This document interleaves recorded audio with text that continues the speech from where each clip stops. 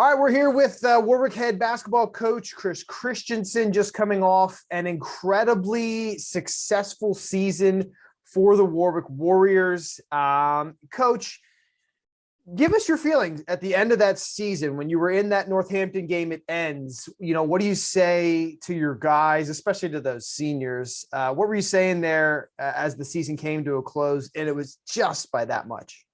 Yeah, I think I don't know if you've heard me say this before, but they always say like tryouts and having to cut guys is like the worst day, and it's so wrong because the worst day in coaching is the day it's the last day you've coached like your group that you've been with for so long and spent so much time. But I said to our guys after the run you took your community on and everybody and everybody, your classmates and your families that got to experience some pretty cool things. But I said if we had to lose and that's how we were going to lose, I could live with it. It kind of defined who we are, even though we didn't come out with a win, but never gave up, fought back, played hard.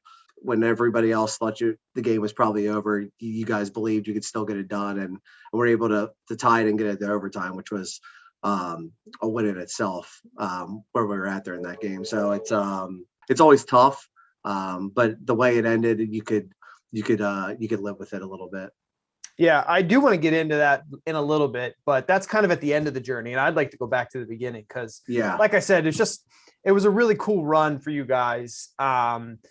When you go back to the beginning, you go back to preseason, the team that you have coming back, Tate's going to be the leader. And you've got a good mix of seniors, but then all the way down, junior, sophomore, even a freshman there that are going to play meaningful minutes.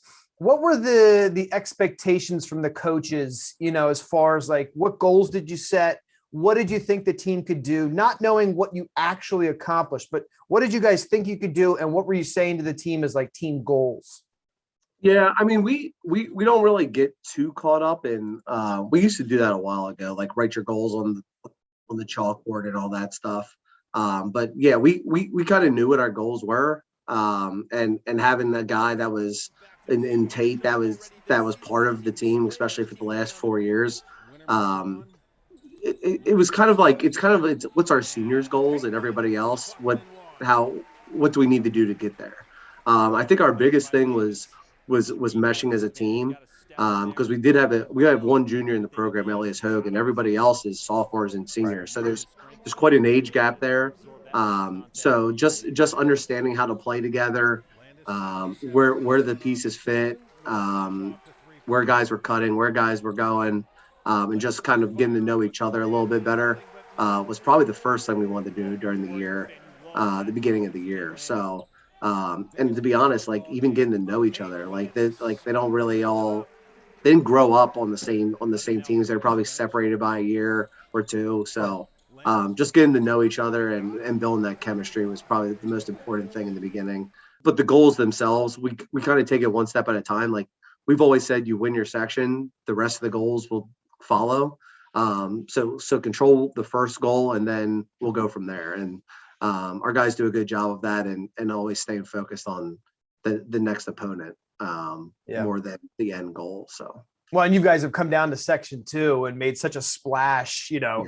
I can remember, I think 4 years ago when you came down, it was like, oh, this is exciting. And then you guys kind of ran through it that first year, had a great Section 2 run. And then for 4 years now, you've won the section title. Boom, boom, boom, boom, boom. What did it feel like when you finally were able to get number 4 here?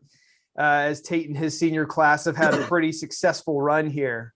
Yeah, I think our seniors really felt the pressure of that. I don't know if they want to admit it, but the pressure to do that again was, you could feel it. Like you could tell, especially when we got to that game against Lebanon, like we really felt like this has to get done. Like we got to do this. And I think like the relief that came off of our guys, especially after we were able to do that, was pretty important and allowed us to be able to just focus and have fun and make a run to the district championship and get a game in states.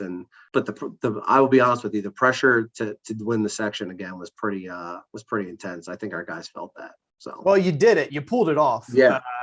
Which is, and you had a really good season too. Up until that point, you had only had a couple losses. You were 10-3 in the section, and really some of those could have gone either way for you there.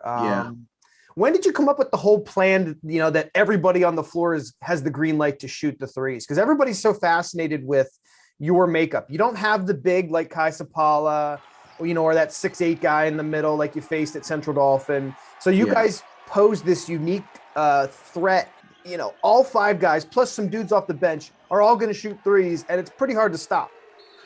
Yeah, I think just my experience from coaching, I think if you have one really good player, you'll win a couple games. You have 2 good players, you'll be pretty good. But if you have 3, then you become a problem. And for us recently, we've been able to put 5 guys on the floor that can score the ball.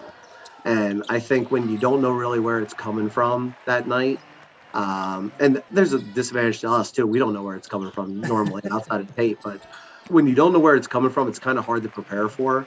So I think just the philosophy of just everybody, like, you're just as important as the guy beside you. Like, you're not just there to just pass the ball to the next guy and not be a threat. We always wanted everybody on the floor to be a threat. And I think it's contagious. And I think the guys know that if I'm not a threat, then I'm not going to play. And it took a little bit to get there. I think, in my opinion, that's the best way to play, is when you got everybody having like almost equal opportunity to score the ball. And the good part is you have to have a good team. Like, guys got to be okay with that. I had 15 this night, and tomorrow night I might have 2 because somebody else is like scoring. So you got to have guys that understand that the best version of us is when everybody's playing to their ability, and when it's their opportunity that night and they have it going, like, that's where it's got to go. And you got to have guys that don't have egos, and you got to have players that are more concerned with winning than stats. And I think over the last 4 years, we've had that. So yeah, you talk about that. Boy, your team has such a pocket of what guys do, when you have the Ryan Fink, who's not a scoring machine, but he is a defensive machine. But then you have the Carter Horst, who can really get off the floor and rebound well. But then you got Tate, they can handle the ball, can shoot the 3. Sapp is sort of like that as well. Trevor Evans has like the most size for you guys, but can shoot from the outside. And then you got this freshman in Caleb Johnson that's able to come in and play with this confidence that most freshmen don't play like. So, did you have conversations with guys like that about their individual roles? Did they already know their roles and then grow into them? I'm just fascinated by that, because it really made for a nice team that we saw go on this run. Yeah, I think like you were saying, like, Ryan's a defensive player, and that's what we focus him on and usually have him as a goal. But Ryan can come out and give you 15 points or 14 points, and we're not shocked by it. And then everybody else that's on the floor is very capable of making a 3, scoring 15, and still doing what we need them to do on every night. And then off the bench, you have Caleb, who comes in and he can get to the basket. He does some good stuff mixed with, and then you have Chase Crawl coming off the bench, who everybody knows can come in and catch fire at any time. And just having guys that all can, again, that can all score the ball, but also invest in defense. And I'll be honest with you, the defensive part starts with the seniors. Like, those guys, we always talk about taking it personally. Like, each defensive possession, it's personal. Like, they spend all this time on their offense and trying to figure out how they can score on you. It's personal. Like, understand that you need to step up and understand what we're trying to do defensively and get a stop each possession. So as much as we talk about scoring and everybody's equal opportunity, like, you have to be committed on the defensive end every single possession. So yeah, well, and your 3 seniors definitely exemplify that. You guys scored almost 60 and gave up only about 47. So you could see the defensive disparity there. All right, let's get to the league playoffs, because you guys get in there and you play a really good Columbia team. What were you thinking going in that? Because that's a chance where if you guys aren't on your A game, you're out early, and it kind of puts like a weird, I don't know, like halt to this great season that you're having so far. Yeah, it's like one of those things, like, every game becomes bigger. Like, the more you go, the bigger the next game is. And going into the Columbia game, like, we knew how good and talented they are. I mean, they won a district championship. and Coach Glover was going to have those guys ready to go, and they had a group of seniors who had been together for a long time, and it's like that game's the most important one until your next one. Mm-hmm. So, but yeah, it was really nice to have a home game, but that was kind of up in the air there for a little bit, whether that was going to happen or not. Could you believe if you had to play that game at Columbia? Yeah, I didn't want to do that. Yeah, that's an awesome atmosphere down there, and they have an awesome fan base, and I was extremely happy when I realized that I was going to be at Warwick. So going into that game, I know there's like a long history of like good basketball both places going back. But yeah, it was good for our guys to be able to get that done and keep going. So yeah, big win there, 59-49. Then you get to the semis, which is a place you guys have been a bunch. Yeah. I was kind of hoping you'd get back to the finals. It would have been, I think, like the third time in 4 years or something like that for you guys, which would have been incredible. But you run into Hempfield. Yeah. The one thing about them, they just seem to have a little bit more size than you guys. Did that finally catch up with you, or what were your thoughts there? Yeah, I mean, they do things. They like to slow it down and play more of a half court game and the size across the board. Like I think every single position they're taller than us across the board. We think so too. Yeah. So yeah, I mean, we have to fight, but we're used to that. Like we're used to being undersized. We kind of like it, but yeah, I mean, they're well coached. They've got talented players, and that's just a good game. And I thought we played decent, but I thought we did enough things wrong to lose, and not, I guess, not enough things well enough to win. As long as we play hard, I can kind of live with results. It wasn't lack of effort by any means. And would we have liked to get that? Yeah, and get back to league finals, absolutely. But again, losing to a team like Coach Walk and those guys, it's you're losing to a good program. So yeah, I'm checking the stats here. You guys only had 3 3-pointers made. That is a little low for you guys. Yeah. Do you think you could have taken on LS and had a shot there against them in the finals? I'm just curious. We never got to see it. I'll be honest with you. I mean, I watched them a couple times, but I kind of worry about who's in front of us. So I never got to the point to prepare or anything like that. So obviously they're super talented with Ty Burden and Berkeley Wagner and those guys. And they don't go undefeated till the state playoffs for no reason. So they are a well-deserving team of a league championship. So yeah, no, I agree with that. There were some good teams for sure. All right, so you get into districts.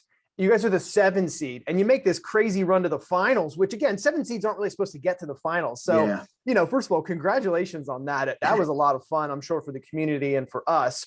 But you get Lebanon in that first round, and that's another one of those games, like kind of like Columbia, where it's like, oh man, our season could be over here really quickly if we don't come to play. And you guys do come to play. You take it to them, and you get another big win over Lebanon. Yeah, I was talking to Coach Spiro before the game, and we're saying it's really good we like each other, and our kids like each other, and we get along, and they've got the best of us over the last couple of years, and we've got the best of them. So there's a respect level there of each program, and luckily we were able to get it done that night. And again, we earned a home game just from our season record or PowerPoints, whatever you want to call it. And we're able to have a home game, which again is extremely important. And our guys took advantage. I thought the home court advantage really helped us there. Well, when you talk about, that Columbia game at home, Lebanon game at home, I think that really helped you out. They got you guys last year in that like weird COVID play into the leagues. And a lot of us feel like the winner of that game, which was Lebanon, was going to win the league, and they wound up winning the league. We thought, Warwick, if you get in, probably have a good shot at it. You move on to play number 2 Cumberland Valley. That's a game that you guys by ranking should lose. You get in there and you guys were beating them pretty good for a while. They come back on you. You got to win in overtime. What was that like to be involved in that game against a team that was, the number 2 in the district? Yeah, it was awesome. Yeah, that's a really cool, that's a cool place to go play. I think we really believed that we could do that leading up, and we got to play them in like a fall shootout. So that previous fall. So we got to see them. We kind of knew their guys, and knew who we didn't have that was playing football, and thought you know what, we can get this done. And I think half the fun of that ride was believing in it, and understanding and preparing and getting ourselves ready each game. And I thought for that game, I thought we were ready to go. Yeah, I thought we were ready to go. And Tate and Avery and Fink, they like the guy and Crawl and Adam Zimmerman, the seniors, like they didn't want it to end. That's true. I guess if you lose there, there's a good chance your season comes to an end. Yeah, we had a playback game and stuff like that, but like they wanted to keep going, and we knew the opportunity we had there, and our guys made the most of it, and it got a little crazy there with the overtime and everything. But the fact that the momentum swings and like the emotional swings in that game of you're up and then you gave it back and they hit a big shot and tied it up, and then that have to flip it and get the overtime and regroup. I thought our guys were real mature about it, and were able to get it done. So yeah, you could see the emotion on your face in some of our video. You also held them to 2 points in overtime. So yeah, obviously pretty impressive there. So that was when I think everybody started to like wake up and realize, oh wow, Warwick just knocked off the 2 seed. They've got a decent shot at this. The next round, you got to go against number 3 Central Dolphins. So like 2 of the big teams out of the mid-pen there. And you guys really stuck it to them. You had a little bit to weather early, but then after that, you were in control. They have a 6'8" dude that's like the player of the year over there. How did you handle all of that? He scored 4 points. I think it was his worst scoring output of the season. Yeah. We again, after Cumberland Valley, like just taking it to the next game, and again just believing that we could do it. And we have some guys on our team who take a lot of pride in guarding people bigger than them, and absolutely love that opportunity when they get it. Ryan, yeah. And I thought he was the difference. And then Chase Crawl came off the bench and was ready to go and knocked down 3 threes. And Tate's who he is. Like I don't talk about Tate all the time because everybody else talks about Tate all the time, but like what he is and what he means every single game is just like unbelievable. But yeah, that was a whole team effort. And I mean, basically for the last couple of years, now probably like the first year, a while ago, we beat them in a tip-off tournament at Lower Dauphin. But then basically every time in between there, whether it was Summer League, the district game, like they basically put it on us. So our guys wanted to we were ready to go for them. Mm-hmm. We were ready to go. And it was a full team effort. I actually lost my mind. I was so excited, but it was awesome to know that we were getting to go to Hershey and to a district championship was probably one of the coolest feelings I've had since I've been coaching. So. Yeah, that was the first time back since '84 or whatever for the program. Yeah.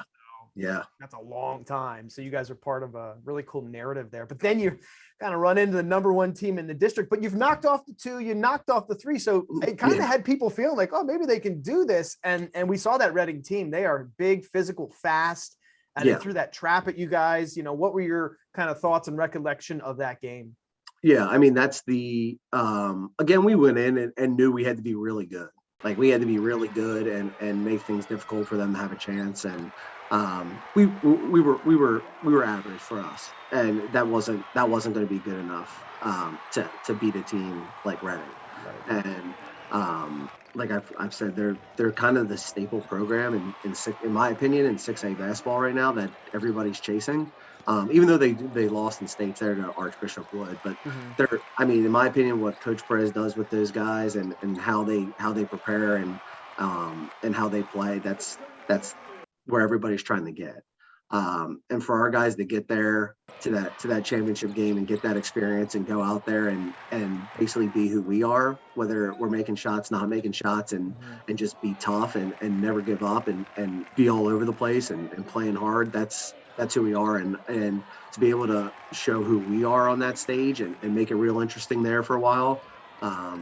We love that opportunity, and I was super proud of us to get there and be able to show that on a large stage like that. So yeah, so that was the best finish by Warwick since that 1984 team, which was first. You guys finished second.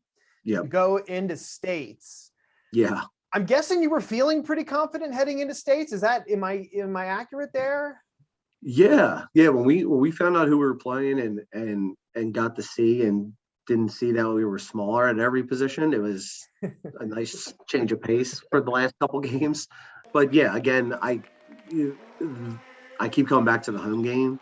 The fact that we got to play our first state game at home and the success we've had at home in the last 2 years, being undefeated at home, it's pretty important when we get a home game. And I to have, especially, and they had to travel super far to get to us. And we came out when we were ready to go, and we jumped it from the beginning, and got a little interesting, but hang on and kept some distance there between us and them. And but it was I think it's the first ever 6A win. Yeah. For Warwick, but it was neat. It was pretty cool. So yeah, the Warwick program hasn't been in states since 2010. There was right. no 6A back then, right? And it was the first win in states since 1986. Yeah, the program. So I mean, that's pretty cool. Yeah. You guys jumped out 20-4 on them early, so you were ready to go. They had a long way to go. What did you think about the whole you get to host first round states thing? Because that's never really happened before. Yeah, I liked it because we got to host it.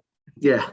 I mean, I can't say if we weren't hosting it, we were going to somebody else's gym, I might have a different opinion. But yeah, I think it's great. Yeah. All right. So you beat Mount Lebanon. That was pretty good for the program. Yeah. Then you got to go play Northampton. Had to think you had a pretty good shot there too, right? Yeah. What was the feeling going into that? Obviously, we know it happened, but what was the feeling going into that? Yeah, I mean, when you get the states, every single team you're going to play is good. Like it's all well-run program. Everybody's well coached. Everybody has good players. It comes down to like that night and the preparation getting there. And unfortunately, we came out and as cold as you can be. What happened? 10-0. I mean, you guys have never been down 10-0 in the history of like your career. What was that? Yeah. I mean, we just weren't making shots, and it's one of those things that like it sounds kind of silly, but that's like out of your control. Like as long as you're making the right plays, getting to the right places, and taking the right shots, I mean, that's all you can ask for. And I thought we did that, but I thought the impressive part of it was our defense kept us in, because it could have easily, I mean, if you're not playing defense and you're down 18, 19, 20-0, then you're in big trouble. But our defense kept us in for a long time in that game. And that's something I was just telling you a minute ago, is that we pride ourselves on. And that was that kept us in, and then eventually started to heat up. And I mean, Tate really heated up, but once we got to the fourth quarter, but it was it was definitely a struggle there in the beginning. It was definitely a struggle for about at least 2.5 quarters. That had to be frustrating for you guys. I know, seeing the score, we were kind of thinking, what is going on over there? But then all of a sudden, that fourth quarter, you scored 31 points in the fourth quarter. What were you thinking as the comeback was happening? Were you still thinking, oh man, we're so far away? Or are you thinking, man, we might actually do this? Yeah, I mean, we kept scoring, but like we didn't gain all that much ground. I mean, there was like 3 minutes left and we still hadn't gained all that much ground. And then we went to our half-court trap and were able to get some turnovers, and they missed a couple foul shots, and then it just kept going and going and going. And then it was pretty neat. Like everything that needed to go right for 3 minutes basically went right, which never happens. But it was a credit to our guys. Like we talk a lot about being us, and us is numerous things. But for that quarter and those last couple minutes to get it to overtime and keep that excitement going, that's been going for a couple months now, was pretty awesome. So, and then unfortunately we lost the game. But it's one of those things, you're obviously disappointed at the time, and reflecting on it now a little bit, if we were going to go out, I mean, to have a comeback like that and play as hard as we did to get it to that's the way I would want to go out. So and Tate was unconscious. He had 7 threes in the game, most of those in the fourth and overtime. What was it like watching him now, knowing that was his last game of his career for you? What was that like, being there to watch it and coach it? Yeah, I mean, he went out swinging. And he's a special player. Special player.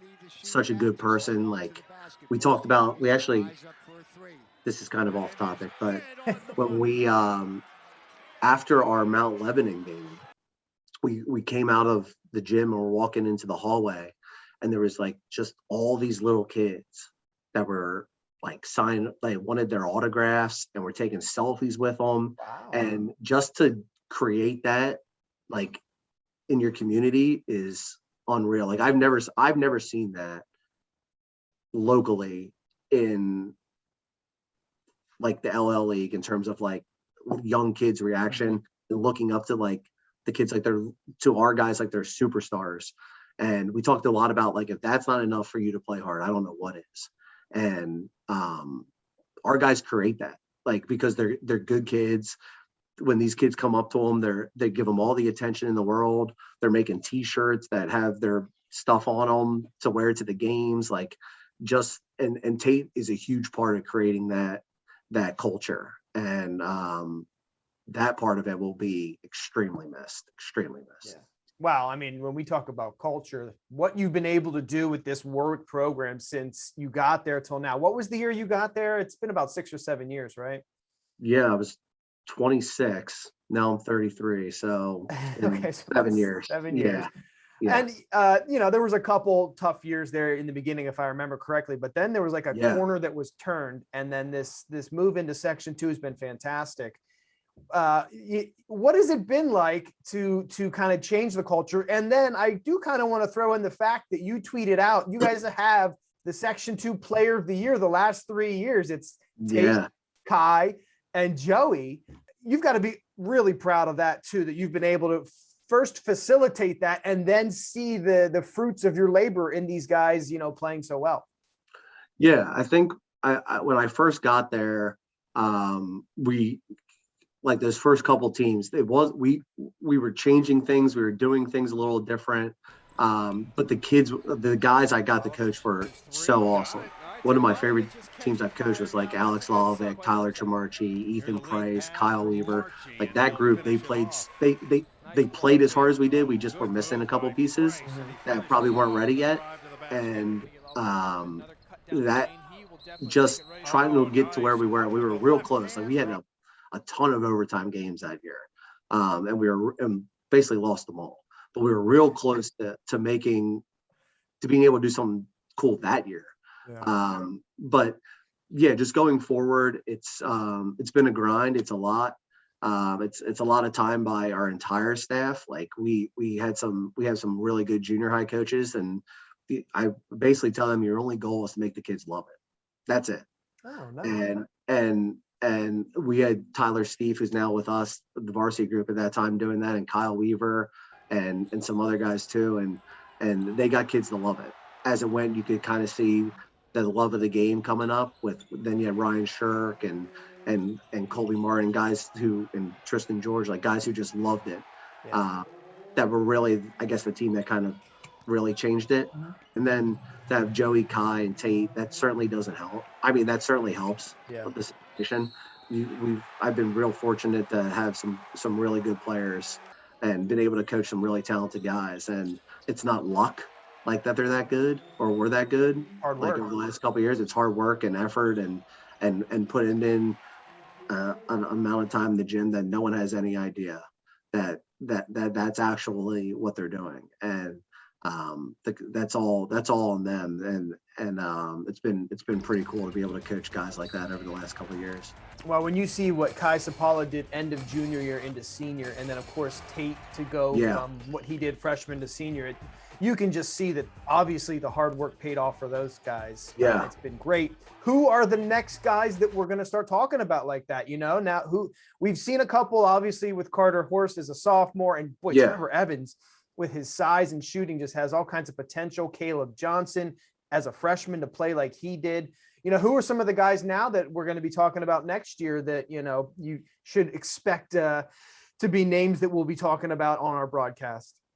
Yeah, I think those guys you just mentioned, those three guys, I mean, they've had the most experience at the varsity level. I think Cody Ryan's another guy who is tough. Our JV team lost 2 games, so they were pretty successful. And there's a ton of guys in that class And then there's going to be some freshman kids that were coming up who got to kind of find their way a little bit. But these guys in this sophomore class, they'll be ready. They'll be ready.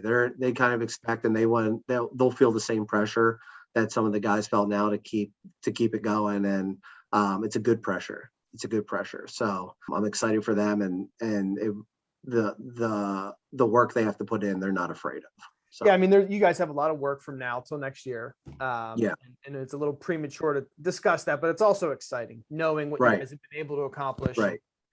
We look forward to it. Hey, what a great run this year. And we are so excited. We did 12 games of your guys on the channel. So, I love it. I know some people out there are probably like, oh my God, Warwick again. But that's too bad. If you keep winning, you keep earning games on the We'll take it. All right. Well, congratulations. Thanks so much. We are looking forward to next year, obviously, but you guys have a lot of work to do. So we look forward to that. And thanks so much for chatting again. Thanks. I appreciate it. All right. See you, Coach. All right. See ya. Bye-bye.